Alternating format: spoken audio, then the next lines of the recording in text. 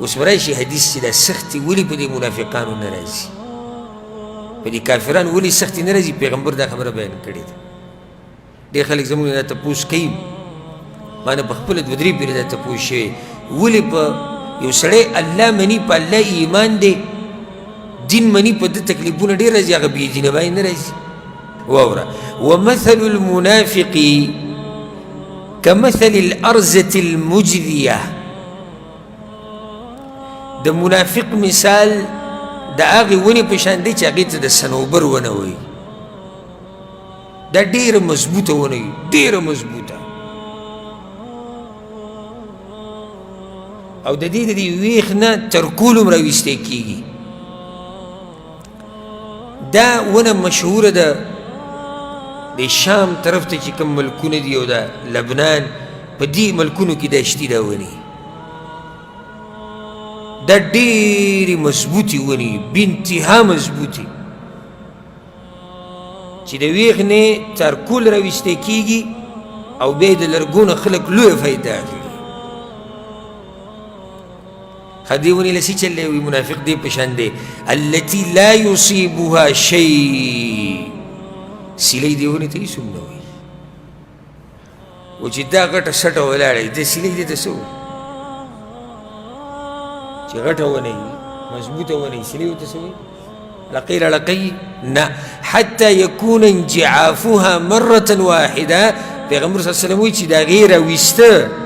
او پرې کول په یو پیري بس د ویښ نه به یې راوباسي او غټه مشینري به پسې راوړي او څه آلات به راوړي چې دا ونه ته پرې کړي خو سیلۍ یې نشي خوځولی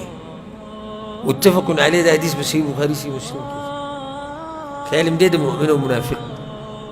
دې خبرې ته مؤمن د کچه فصل په شان دی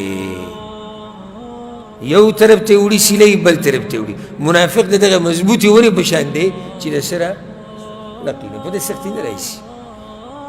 هلته خو د سختو سره ګناهونه کمیږي درجې اوچتېږي او دا منافق دی الله پرېښودی نو تاسو چې دا کافران نه په دې مزو چرچو کې دا الله پرېښودي او دا مؤمنان په سختو کې نه نو الله یې پاکوي مخکې د دې نه چې الله سره ملاقات وکړي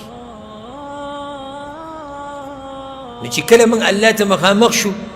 نو انشاءالله صفا سوتره به یو د دې سختو د لاسه د دې تکلیفونو د لاسه د دې مصیبتونو د لاسه دا بل حدیث هم دقه شان دی وعن ابي هريره رضي الله عنه ابو هريره وایي قال رسول الله صلى الله عليه وسلم پیغمبر صلی الله علیه وسلم وایي مثل المؤمن كمثل الزرع لا تزال الريح تميل د مؤمن مثال د فصل دی چې سیلۍ یاړی راړی ولا يزال المؤمن يصيبه البلاء